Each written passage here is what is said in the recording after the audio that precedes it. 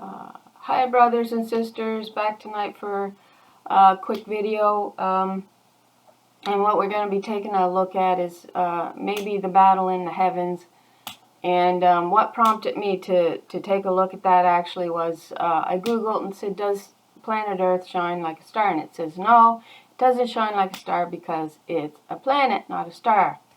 And it didn't make a whole lot of sense to me because Mercury shines like a star, Venus shines like a star, Saturn, Jupiter, Neptune, all those shines like a star when we looked at the conjunction of Saturn and Jupiter and Saturn, they were shining like stars, and yet they're called planets. So I said, well, I need to be looking at the Bible and what it has to say. And what drew my mind to that was, of course, I had looked at the battle that took place in Judges 5, and it says that the stars fought from their courses against Sisera. And so it's the planets that fought, and the courses there is a highway, it says. And now we understand the highway that the stones of fire walked up and down upon, or the angels of God walked up and down upon, and yet there seemed to be more to be understood about that. So we're going to take a look at some of the words, and very quickly we're going to draw a connection right off the bat, and it's a pretty nifty connection if you want to take a deeper look at. And so the word is, at least one of them right quickly we're going to take a look at is a Greek word, I believe. I can go up here, and it is 798. It means a star, or a constellation of stars viewed as one entity. Is used for the image of Saturn, the ancient pagan star god. So we know Saturn to be a planet, or we've always been taught it, and yet we know it twinkles like a star as well. So you want to look at that. That's a good word to look at. And but the one that really intrigued me the most was this one found in Greek. It's Strong's Greek 4107. It's planetes. I ain't saying it properly, but it's Planetes, and it means a wanderer. And it says properly a wandering star, and then in brackets it's got planet. Figuratively, this is what intrigued me the most, a false teacher, operating without moral compass and exploiting other aimless people, i.e., prompting them to also stray from God's circle of safety. That's sound doctrine. Now, if we understand what the scripture tells us about Lucifer, Lucifer is called the false light of the world. That's what Lucifer is called. That means the false doctrine, the lie of the world. And here we have a planet, a rover planet, figurative, an erratic teacher, wandering. Now, if we look at it that the sun represents perhaps the false light, do we have any further confirmation of that? Well, I believe that we do if we get looking at the Shulamite.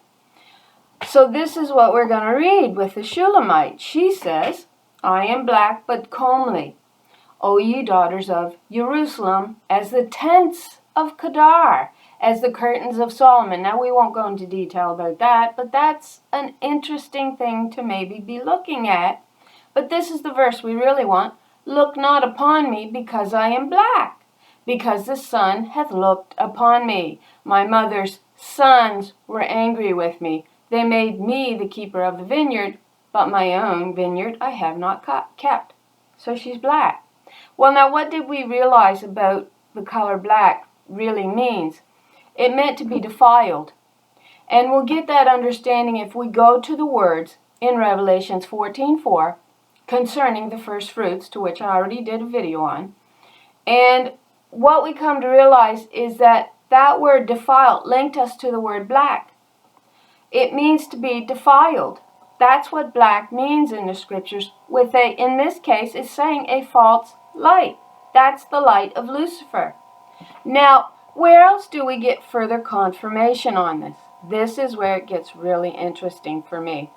And this is found in Isaiah 54:12, and this is what it says. It says, I will make your battlements of rubies, your gates of sparkling jewels, and all your walls of precious stones. Now, if we go in and hit on interlinear, and we pull up the meaning of pinnacles or your battlements, this is what it's going to tell you it means. It's Strong Hebrew 8121, and it means sun. S-U-N. Isn't that interesting? Why is it interesting? It further means battlements, daylight, daylight, east side, east, sun, suns, sundown, sunrise, sunset, west. All right.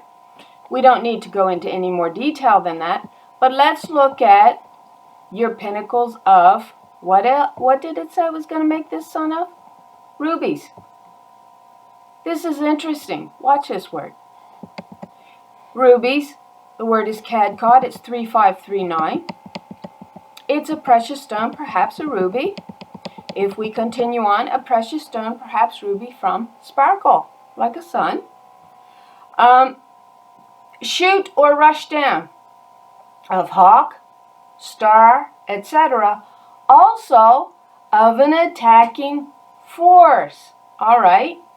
From the same as cad in the sense of striking fire from a metal forged, a sparkling gem, probably the ruby, a gate, it says.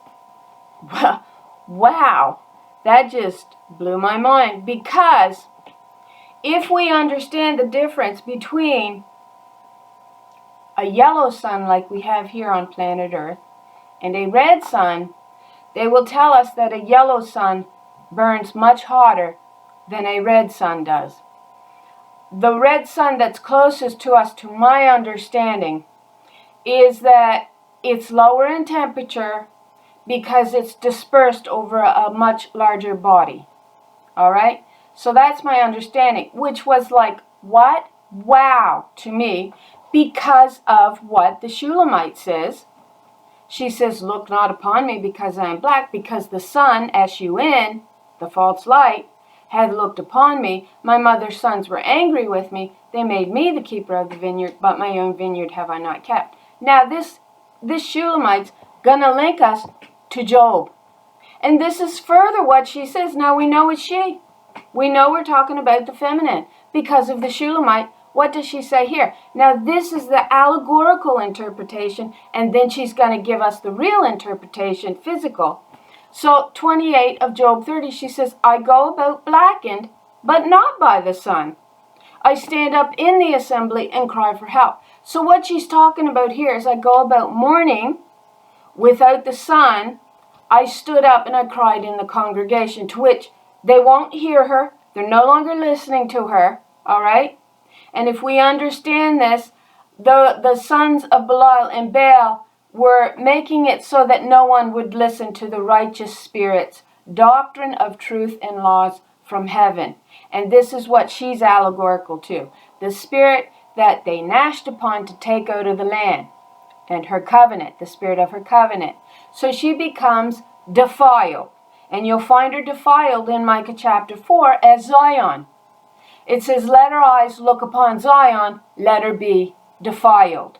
That's what all of this means. But then she gives us this in verse 30. She says, my skin grows black and peels. My body burns with fever. Why is her skin growing black and peeling? Because she's now under the false light of a false sun.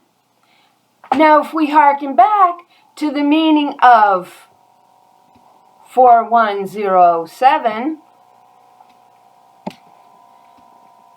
a wanderer, what did it mean?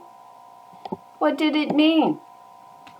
A false teacher, properly a wandering, a star, planet, figuratively, a false teacher, operating without moral compass and exploiting other aimless people, prompting them to also stray from God's circle of safety. Sound doctrine. We're in a different orbit. We've strayed from our own orbit, is what we've done. That's what it seems to be indicating.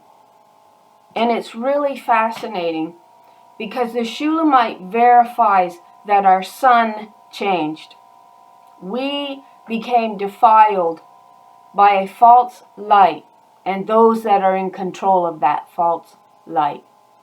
Now that attacking force, we're told our stronghold was the daughter of Zion. And this is what it says of her. It says, I have set thee for a tower and a fortress among my people, that thou mayest know and try their ways. They did not want her for their fortress. And what happens is that she ends up in a circuit, in an orbit where she don't belong. The false light is shining upon her to the point where it's burning her skin black and peeling. That's what she says. That is the idea and the difference between a yellow sun and a red sun. A yellow sun burned much hotter than that red sun, which God says, I will make your pinnacles, your battlements, your fortress. Right?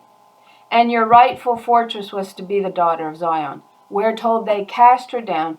They did not want her in covenant or her righteous spirit and righteous laws, and chose to exalt a harlot spirit that would teach her religious lies and laws, which then becomes the defiling process of making us black in the spirit, and at some point, our skin as well.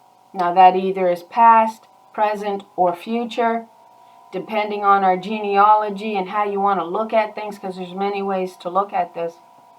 And so with that dark covering, you wonder if we're hid. God don't see us because we're not shining with the light of truth. We are being influenced by a false light, a false doctrine. And I truly believe now what I've come to understand is that we are living in the Antichrist system. They developed a lying theology, a lying figurehead of Christ, who was really the imitation of what the men of Baal wanted him to be reflecting. And so we are already in the Antichrist system in that sense, I believe. And once you realize who the true Christ or the true Joshua is, then you realize that the Antichrist has been here for quite a few years. That's why that dark light has been shining on us, and we are still in a false, we're in a false orbit because we are in the Antichrist system. Now at some point we wake up to that, and when we begin to wake up to that, then they try to present a man, and they're going to say that he is the Christ. And I believe that's going to be the real testing point of the saints, whether they realize it or not. And he's going to look very pious. I think he's going to put in Old Testament law. He's going to be speaking very clever words. And it's going, the saints is the ones that's actually going to be tested in this. That's what this is coming to a head to. Because the true spirit is being reborn upon this earth again. And they've got to do all that they can do to keep that yoke on her neck and keep them from waking up. And these are the daughters of the original covenant from what I've understood. And for those who's watched my videos, you understand how I come to that. And this is all indicative of it. How this spiritual battle, this heavenly battle, put us in a false circuit, a false orbit. And how our sun actually testifies to that in the Shulamite as well.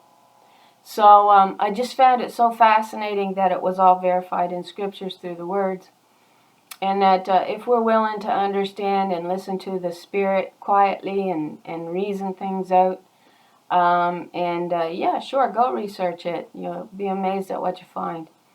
And I thought that needed to be shared. So thank you for watching my video. I hope y'all have a good evening. I hope y'all blessed with an abundance of truth. And thanks again.